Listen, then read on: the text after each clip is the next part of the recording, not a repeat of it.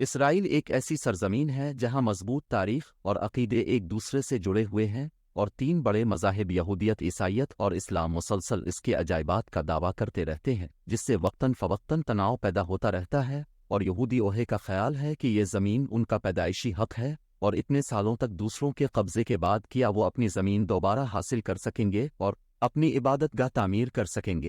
آئیے اس ویڈیو میں دیکھیں کہ اسرائیل کی سرزمین ایک قدیم ملک ہے جسے سرکاری طور پر اسرائیل کی ریاست کے نام سے جانا جاتا ہے۔ یہ ایک ایسا ملک ہے جو مشرق وسطیٰ میں واقع ہے، جس کی سرحدیں لبنان سے ملتی ہیں، شمال شام، شمال مشرق اردن، مشرق میں مصر اور مغرب میں بحیرہ روم۔ یہ ملک خاص طور پر یہودیت، عیسائیت اور اسلام کے لیے اہم تاریخی، ثقافتی اور مذہبی اہمیت کا حامل ہے۔ چونکہ اسرائیل ہزاروں سال سے آباد ہے اور قدیم زمانے سے بہت سی سلطنتیں اور تہذیبیں وجود میں آئی ہیں، جن میں بابلی سلطنتیں، فارسی، یونانی اور رومی شامل ہیں۔ اس کی تاریخ کا آغاز اس وقت ہوا جب 12 قبائل سرزمین کنعان میں آباد ہوئے، جس میں موجودہ اسرائیل، فلسطینی علاقے اور آس پاس کے علاقے شامل ہیں۔ پھر 1000 قبل مسیح میں اسرائیلی قبائل بادشاہ ساؤل کے ماتحت متحد ہوئے۔ متحدہ بادشاہت کے نام سے جانا جاتا ہے۔ جب بادشاہ داؤد نے یروشلم کو دارالحکومت کے طور پر قائم کیا تو بادشاہ سلیمان نے ٹیمپل ماؤنٹ پر پہلا ہیکل تعمیر کیا، جو قربانی کی رسومات کے لیے بنیادی عبادت گاہ اور خدا اور یہودی لوگوں کے درمیان معاہدے کی علامت کے طور پر کام کرتا تھا۔ 722 قبل مسیح میں ایشوریوں کو جلاوطن کر دیا گیا تھا۔ بعد میں بابلیوں نے 586 قبل مسیح میں جنوب میں ہدہ کی بادشاہی کو فتح کیا، اور بابل کی جلاوطنی کے بعد پہلے ہیکل کو تباہ کر دیا گیا، جس کے بعد بابل کی سلطنت فارسیوں کے قبضے میں جانے کے بعد بہت سے ہدہ حوالوں کو بابل میں یرغمال بنا لیا گیا۔ دوسری ہیکل کے دور میں، جس کے دوران پہلی صدی عیسوی میں یروشلم میں دوسرا ہیکل تعمیر کیا گیا تھا، اس علاقے میں عیسائیت ابھری اور عیسائیت کی مرکزی شخصیت سمجھے جانے والے عیسیٰ نے 70 عیسوی میں وہاں رہائش اختیار کی اور تبلیغ کی۔ رومیوں نے یہودی رومی جنگ کے دوران دوسرے ہیکل کو تباہ کر دیا۔ قدیم اسرائیل کی تاریخ مذہبی متون اور آثار قدیمہ کے شواہد کے ساتھ قریبی طور پر جڑی ہوئی ہے، اور اس دور کی داستانیں اور واقعات ہیں یہودی اوہے کی ثقافتی، مذہبی اور تاریخی شناخت کو نمایاں طور پر تشکیل دیا ہے، اور اس کے وسیع تر دنیا پر دیرپا اثرات مرتب ہوئے ہیں۔ اگرچہ اسرائیل 1948 میں ایک جدید یہودی ریاست قائم کیا گیا تھا،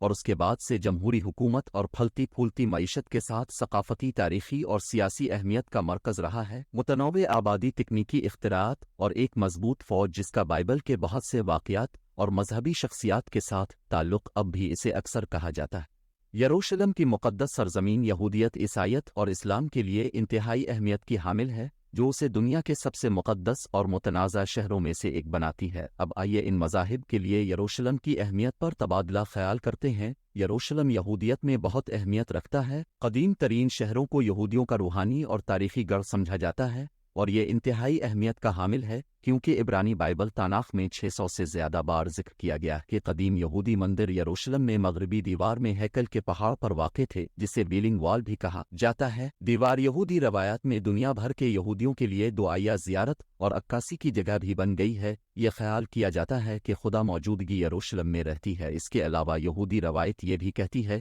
کہ یروشلم تیسری ہیکل کا مستقبل کا مقام ہے۔ دوسری طرف عیسائی اس شہر سے صدیوں سے وابستگی کا دعویٰ نہیں کرتے ہیں، وہ یروشلم کو ایک مقدس شہر سمجھتے ہیں، جس کی بنیادی وجہ یسوع مسیح کے ساتھ اس کی وابستگی ہے، جہاں یسوع مسیح کو صلیب پر دفن کیا گیا تھا اور عیسائی عقیدے کے مطابق دوبارہ زندہ کیا گیا تھا۔ یروشلم مقدس سپلچر کے چرچ کے علاوہ دیگر اہم مسیحی مقامات کا گھر ہے، جس کے بارے میں خیال کیا جاتا ہے کہ یسوع کو زیتون کے پہاڑ پر مصلوب کیا گیا تھا، جہاں یسوع کو صلیب پر چڑھایا گیا تھا، اور گت سمین کا باغ جہاں یسوع نے اپنی گرفتاری سے پہلے دعا کی تھی، وہ بھی عظیم روحانی اہمیت کے مقامات ہیں۔ نئے عہد نامہ میں مکہ اور مدینہ کے بعد یروشلم کو اسلام میں یسوع کی تعلیم کے مرکز کے طور پر دیکھا جاتا ہے۔ یروشلم کو تیسرا مقدس ترین شہر سمجھا جاتا ہے، جہاں پیغمبر اکرم صلی اللہ علیہ وآلہ وسلم رات کے سفر کے دوران جنت میں سوار ہوئے تھے۔ یروشلم کے پرانے شہر میں واقع مسجد الاقصی کو اسلام کے اہم ترین مقامات میں سے ایک سمجھا جاتا ہے، اور اسلامی روایت میں مسلمانوں کی طرف سے بہت سے انبیاء کرام کا احترام کیا جاتا ہے۔ ابراہیم، ڈیوڈ، سلیمان اور یسوع سمیت یروشلم کے مذہب سے وابستہ ہیں۔ گنبد آف دی راک، ایک سنہری گنبد کا ڈھانچہ بھی ایک یادگار علامت ہے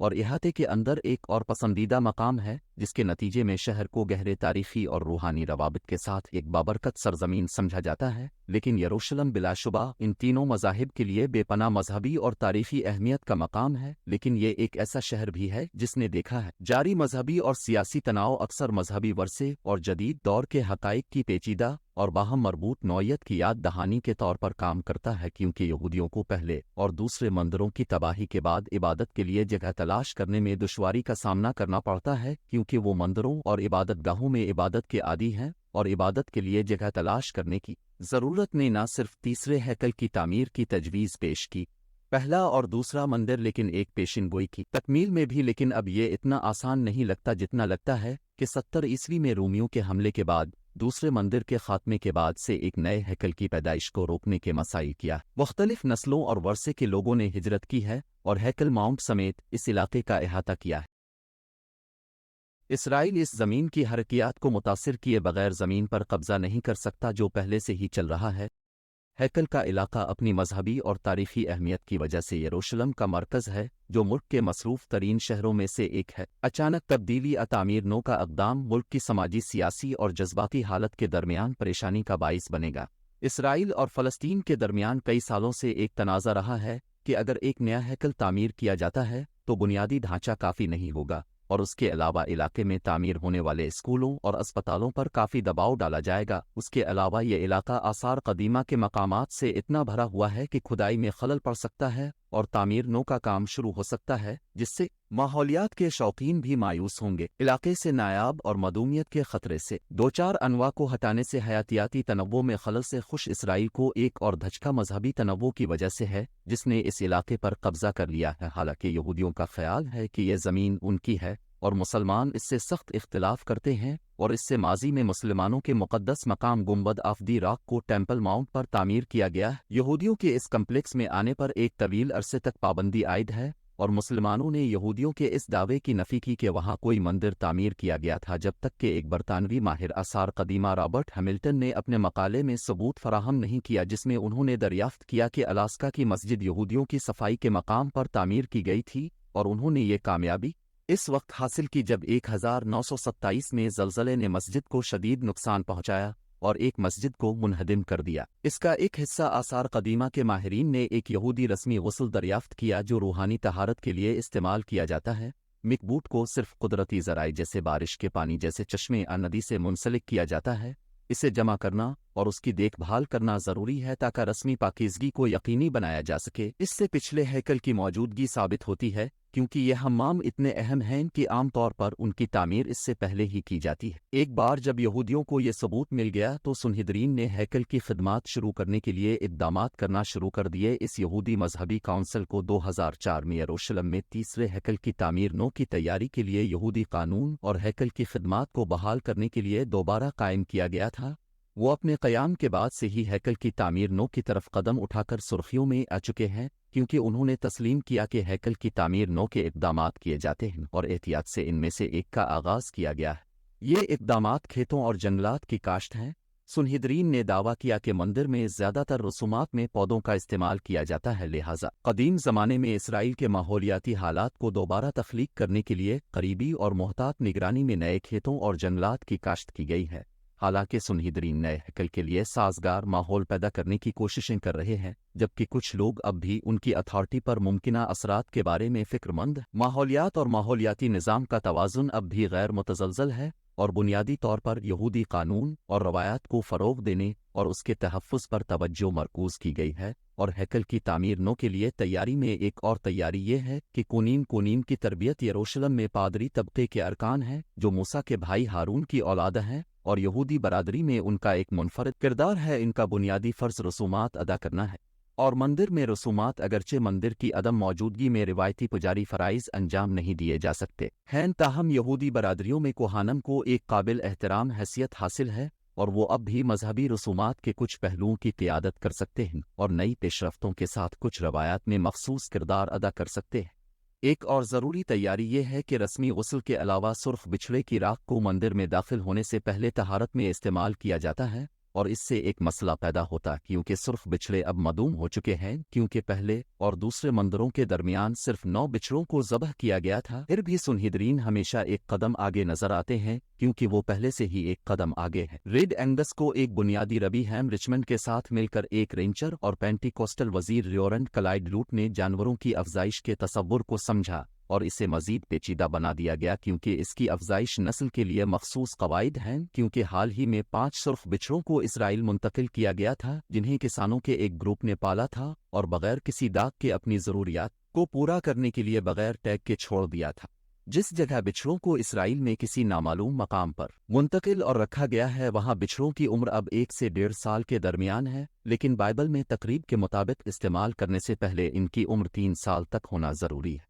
پھر زیتون کے پہاڑ پر اور ایک ایسی جگہ پر انجام دینے کی ضرورت ہے جہاں مندر اس جگہ کے بالکل سامنے کھڑا ہے جہاں اس تقریب کو بنانے والا پادری اس کی ٹائم لائن کے بارے میں مقدس مقام مقدس کو دیکھ سکتا ہے۔ اس کا ماننا ہے کہ اس بات کا بہت امکان ہے کہ یہ تقریب 2024 میں کہیں ہوگی۔ پھر گائے اتنی بوڑھی ہو جائیں گی کہ تیسری ہیکل کی تعمیر نو کے لیے تمام اقدامات کیے جا چکے ہیں، لیکن یہودیوں کو درپیش چیلنجز مذہبی بلکہ سیاسی بھی ہیں، لیکن ایک معقول قانونی فیصلہ بھی نہیں دیا گیا ہے اور بہت سے لوگوں کا خیال ہے کہ پرامن اتفاق رائے تک پہنچنے کے لیے قانونی کے بجائے سیاسی کارروائی کی جائے گی۔ حالانکہ اسرائیل ایک جمہوری ملک ہے لیکن اس کا سیاسی نظام اس کی تعمیر کے گرد پیچیدہ ہے۔ بین الاقوامی برادری پر ہونے والی بحث و مباحثے کے ساتھ ہیکل کے اثرات کو اسرائیل کا ہمسایہ بھی سمجھا جا رہا ہے۔ عربوں کا خیال ہے کہ ہیکل کی تعمیر سے ان کی خود مختاری کو بھی خطرہ لاحق ہے اور اسرائیل اکیلے ہی ہیکل کی تعمیر کا بل ادا کرنے سے قاصر ہو سکتا ہے اور اسے عطیہ دہندگان سے مالی امداد پر انحصار کرنے کی ضرورت پڑ سکتی ہے جس سے وہ بچنے کی کوشش کر رہے ہیں